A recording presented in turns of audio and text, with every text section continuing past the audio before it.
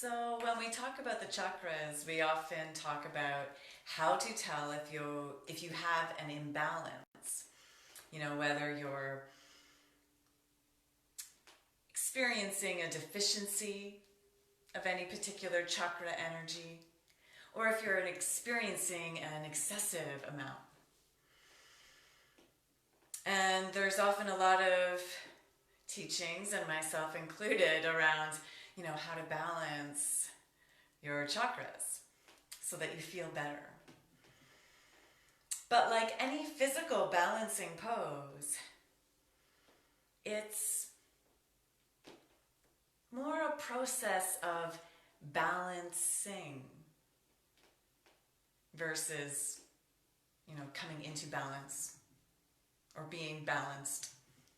That signifies some sort of end goal, right? Some sort of perfect place where everything is perfectly balanced. Now, my physical balance isn't so bad.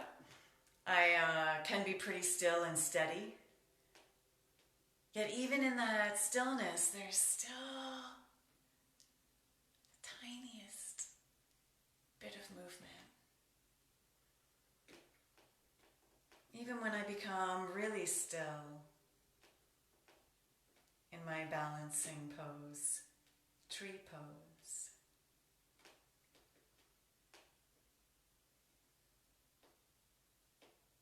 there's still a little inner movement, a little shifting of weights around the four corners of my feet. It's always this continual process of balancing.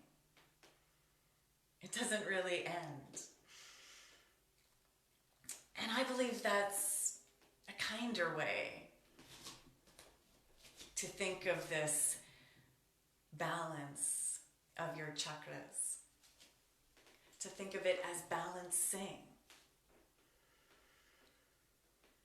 And so when you look at your root chakra, your sacral chakra, the solar plexus, the heart, the throat, the third eye, and the crown, when you notice in that list of what it looks like if you have an excessive amount, or what it looks like if you're deficient, and what it would look like if you were balanced, think of it instead as, guideposts. Letting you know, I'm a little too much to that side. Or I'm a little too much to this side. What can I do to be a little more steady within these two opposites? Within these two boundaries of different sides of things? How can I practice balancing?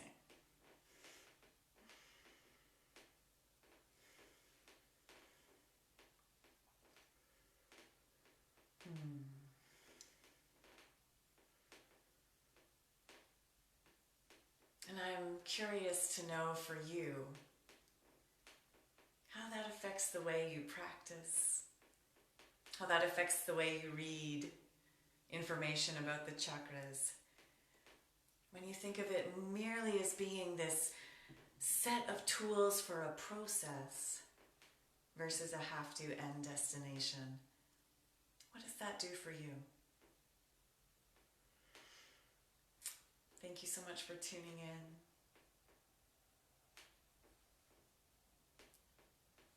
Enjoy balancing.